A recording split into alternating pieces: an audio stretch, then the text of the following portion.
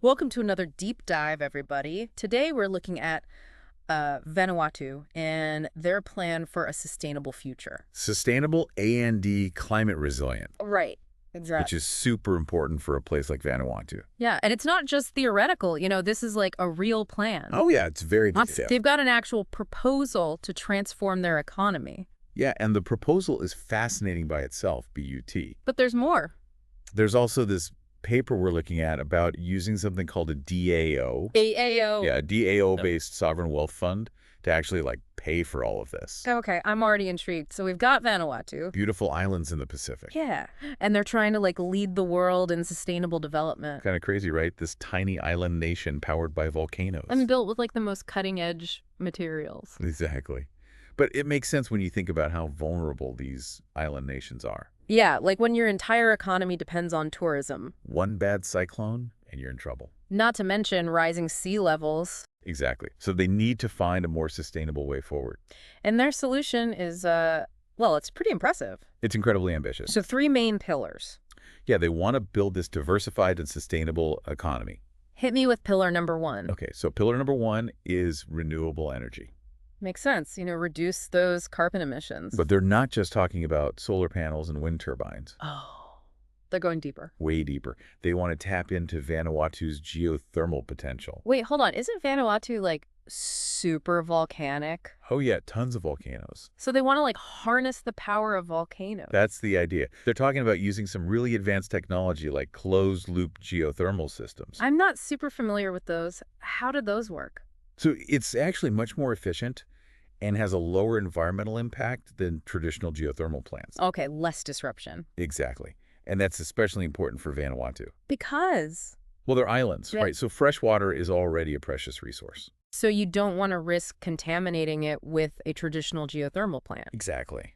But that's not all. There's more renewable energy plants? Oh, yeah. They're also looking at waste-to-energy solutions, Like? like plasma gasification, which is a really cool technology. Okay, break that down for me, plasma gasification. So you use these incredibly high temperatures to break down waste, Okay. and then you convert that waste into clean energy. Interesting. And what kind of waste are we talking about here? Pretty much anything, plastics, hazardous waste, all the stuff, that's a huge problem for island nations. Because it's hard to dispose of it responsibly. Exactly. Yeah. But setting up plasma gasification on a large scale, it's not easy. I can imagine. You'll need a lot of investment and expertise. But the potential, though, if they can pull it off, Oh, it's huge. They could dramatically reduce their reliance on imported fossil fuels. and maybe even export clean energy. Exactly. It's a bold move. Okay, so that's pillar number 1, renewable energy. Now on to pillar number 2. Hmm. Sustainable manufacturing. Okay, so what are they manufacturing? Well, they're looking at using local resources, Like? like basalt rock, volcanic ash, limestone, all this stuff that they have in abundance. Okay.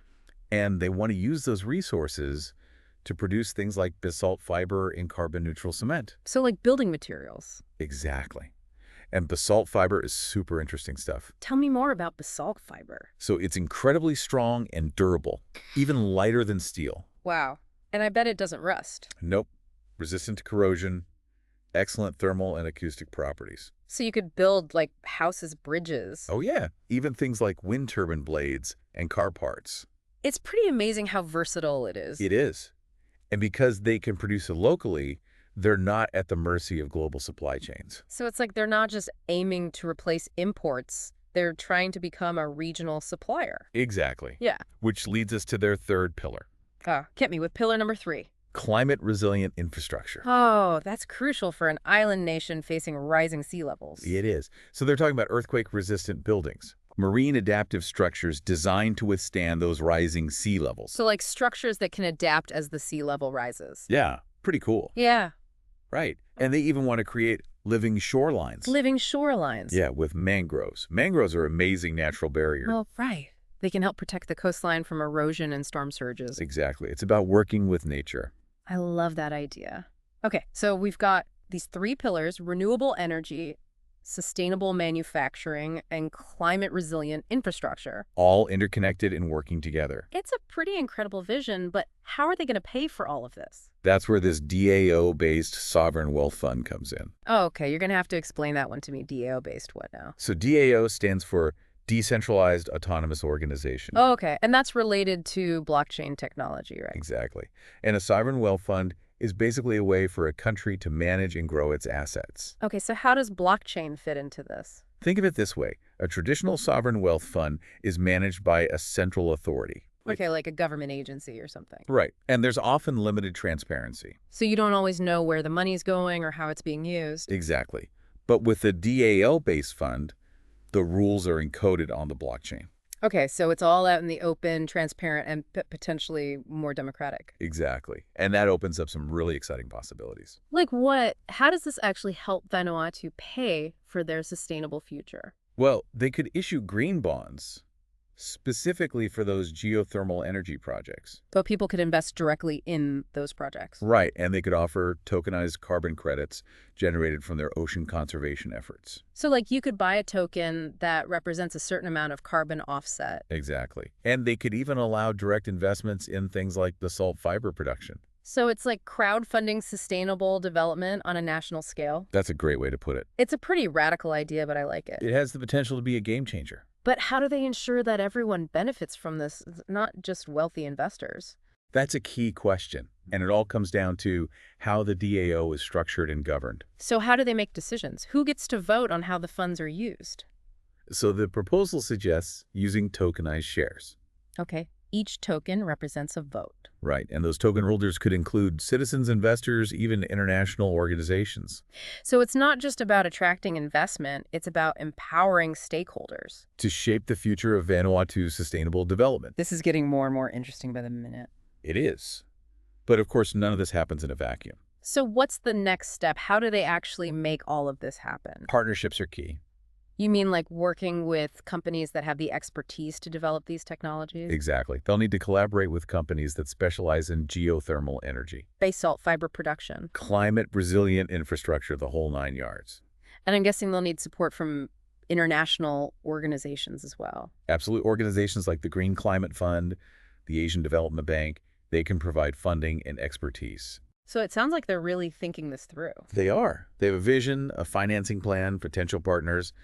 Now they need an implementation strategy. Right. How do they actually get this off the ground? They've broken it down into 4 phases. Makes sense. Start with a solid foundation. Yeah, so phase 1 is all about feasibility studies and resource mapping. So figuring out what resources they have and what's actually possible. Exactly. Then they move into pilot projects. Oh, so that's where they start testing things out in the real world. Right. They specifically mentioned a modular geothermal plant and a waste-to-energy facility. Okay, smaller scale projects to prove the concept. Exactly. And to gather data, refine their approach, and build confidence among investors. Smart. So once they've got those pilot projects up and running, then what?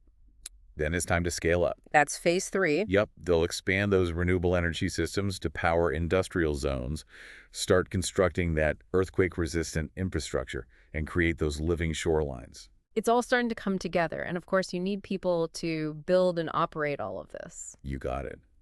That's why phase 4 focuses on workforce development and education programs. So training local people to participate in this new green economy. Exactly. It's about making sure that the benefits of this transformation are shared widely. This is a remarkably comprehensive plan. I'm really impressed. It is. Now, the big question is, what kind of impact do they anticipate if everything goes according to plan? Well, for starters, it sounds like they're aiming for a complete economic transformation. Absolutely. Yeah. Diversifying beyond tourism, reducing their reliance on imports. Creating new jobs in these green industries. Potentially even becoming a global leader in sustainable development. Wow, imagine that, a small island nation showing the world how it's done. It's inspiring. But it's not just about the economic gains. Right. What about the environmental and social impact? We were talking about reduced greenhouse gas emissions, Enhanced coastal resilience. minimized landfill waste. They even mentioned potential improvements in soil quality. Through their biochar production system. Exactly. And the social impact is huge. Think about safer communities with earthquake-resistant infrastructure. And the empowerment that comes from people having those skills and jobs in these sustainable industries. It's about creating a better future, not just for Vanuatu, but for everyone. Couldn't agree more. This is truly remarkable, what they're proposing. It is. But I have to wonder, are there any potential downsides or challenges that they might face along the way? Well, there are always challenges when you're trying to do something this ambitious. Like what? What are some of your concerns? Well, I have a few questions about their heavy reliance on blockchain technology for this DAO-based fund. I can see why that might raise some eyebrows. It's still a relatively new technology, and there are always uncertainties. So before we dive into those potential challenges, We should probably take a closer look at how this DAO is actually supposed to work. yeah, and what some of the risks might be. Sounds like a plan. So we were talking about the DAO and some potential concerns. Yeah, blockchain is still pretty new and kind of unproven. Exactly. And when you're talking about a country's wealth, The stakes are pretty high. they are. So one concern I have is just the complexity. Of setting up and managing a DAO, Yeah, it's not simple. you need some serious technical expertise. Oh, yeah. And even then, there's always a risk. Of like bugs in the code. Right. Or some unforeseen vulnerability that could be exploited. So security is a big concern. Huge. Yeah. I mean, blockchain is supposed to be secure.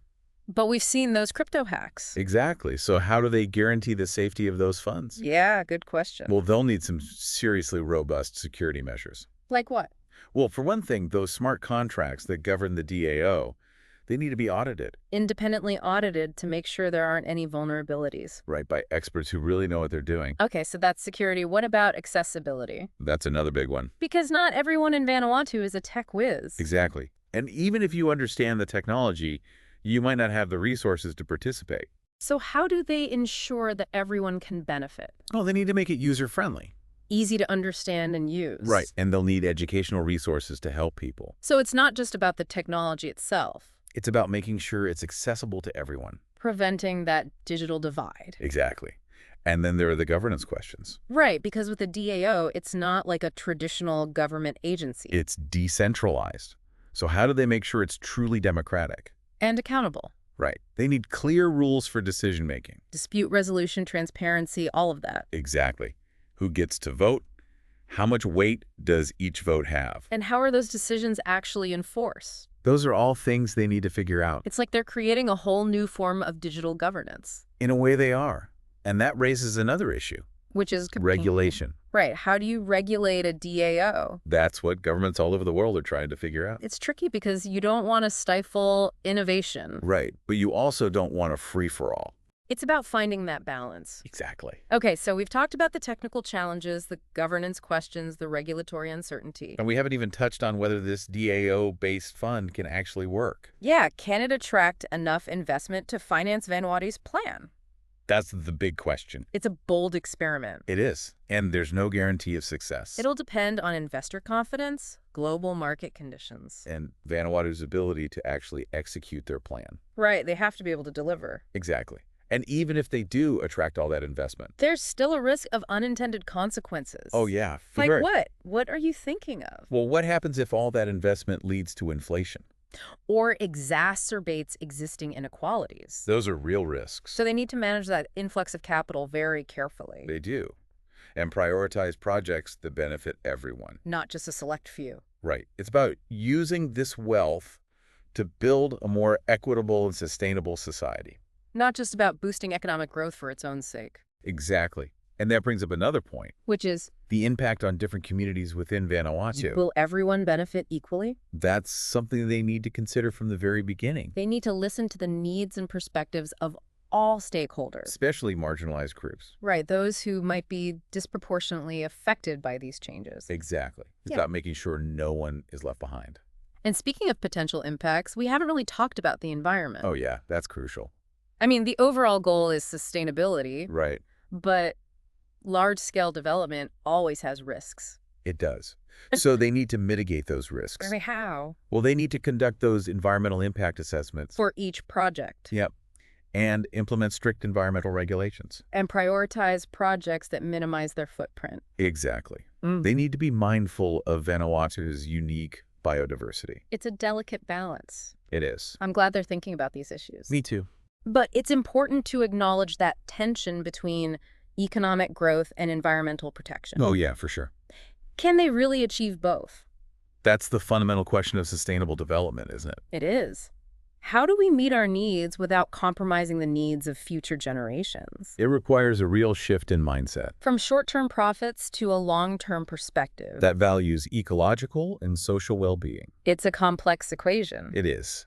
But I think Vanuatu's willingness to experiment is inspiring. It is, even if they don't succeed in every aspect. The lessons they learn could be invaluable. For the rest of the world. Exactly. They're paving the way for a new paradigm, Of sustainable development. one that embraces innovation, community empowerment, and respect for the planet. It's a vision worth striving for. Absolutely. Okay, so we've talked about the big picture, the goals, the challenges, the opportunities. Well, we've covered a lot of ground. We have. But now I want to get into the nitty-gritty. The details. Yeah. How are they actually going to implement these three pillars? Okay, so let's break it down. Starting with renewable energy. All right, so they're proposing to harness the power of Vanuatu's volcanoes. Through geothermal energy. Exactly. Imagine a network of geothermal power plants Generating clean electricity. from the Earth's heat. That's amazing. And I know geothermal is well suited for volcanic islands. Oh yeah, it's a perfect match. But what makes Vanuatu's approach unique? Well, they're focusing on closed-loop geothermal systems. Closed loop. Remind me how those work. So traditional geothermal plants, they extract hot water or steam from underground, Okay. and that can sometimes deplete water resources. Or release harmful gases. Exactly.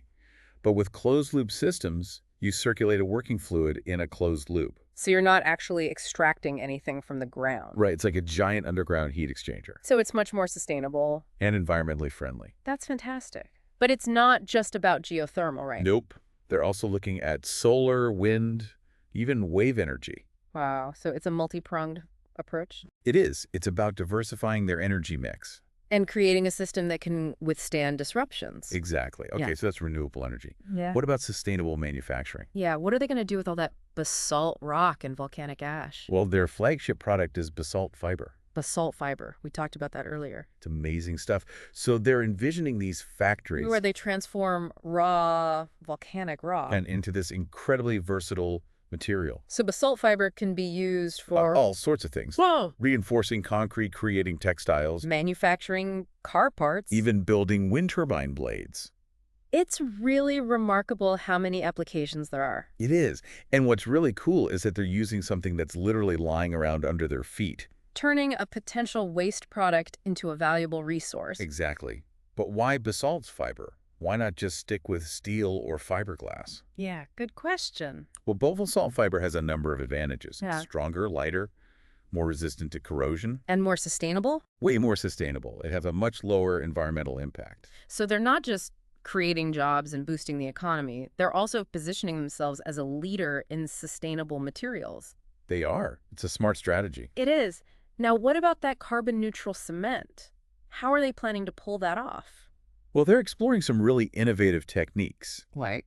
using volcanic ash and limestone Okay. to create cement that actually absorbs more carbon dioxide than it emits. Wait, so the cement actually helps fight climate change? That's the idea. It's a No. game changer for the construction industry. Which is a huge source of emissions. Huge. So this could have a major impact. Okay, so we've covered renewable energy and sustainable manufacturing. What about climate resilient infrastructure? Right, so for buildings, they're talking about structures designed to withstand earthquakes, cyclones, and rising sea levels. So they have to be strong and adaptable. Exactly. They'll need to incorporate innovative materials like that basalt fiber reinforced concrete. And they could also learn from traditional build techniques. Oh yeah.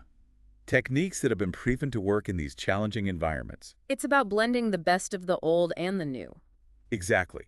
But it's not just about buildings. Right, they're also looking at protecting their coastlines, So they're planning to restore and expand those mangrove forests. creating those natural buffers. And they're exploring the use of artificial reefs to reduce wave energy. So it's a multi-layered approach. It is. It's about working with nature, not against it. I love that. Okay, so this is all very impressive, but is it really feasible? Can a small island nation like Vanuatu pull this off? That's the question, isn't it? It is. And to be honest, it's not going to be easy. They face a lot of challenges. They do.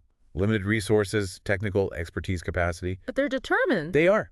And they're not doing it alone. Right, they're building partnerships. With international organizations, private companies, research institutions, They're attracting global attention and investment. and they're inspiring others to believe that a more sustainable future is possible. It's a story of hope and resilience. It really is. Okay, so before we move on, are there any other potential downsides or challenges that we should highlight? Well, I think one risk is that this focus on technology and investment could overshadow the social and cultural considerations. What do you mean by that? Well, it's crucial to ensure that this transformation benefits everyone. Not just those who have the resources and skills to participate. Exactly. They need to consider the impact on traditional livelihoods. Cultural practices, social cohesion. It's about finding a balance between progress and preserving their unique heritage. And speaking of heritage, I'm also curious about the potential impact on Vanuatu's natural environment. Right. Even with the best intentions, there's always a risk of unintended consequences. So they need to be very careful. They do. They need to assess those risks and implement mitigation measures. And protect those fragile ecosystems. Exactly. It's not just about mitigating negative impacts, though. It's also about actively restoring and enhancing their natural environment. Right. They could invest in reforestation, protect marine biodiversity, promote sustainable agriculture. So it's an ongoing process. It is. And I think that brings us back to that tension between economic growth and environmental protection. We keep coming back to that, It's a fundamental challenge. especially for developing countries like Vanuatu, They need to grow their economy without depleting their resources. and without compromising the well-being of future generations. It's a tough balancing act. It is. And I think that's where innovation and technology come in. If they can harness those technologies in a sustainable and equitable way, They could create a model for the rest of the world, it's a bold vision. but one that's worth striving for. Absolutely. Okay, so we've talked a lot about the challenges and the risks. We have. But now I want to focus on the opportunities. The potential upsides. Exactly. What are you most excited about? Well, I think this plan has the potential to completely transform Vanuatu's economy. In what way? Imagine a nation powered by 100% renewable energy Producing its own sustainable materials. and exporting its expertise to the world. They could become a global leader. They could. It could create thousands of jobs, attract foreign investment, boost their GDP. It's about creating a more resilient and diversified economy. Exactly.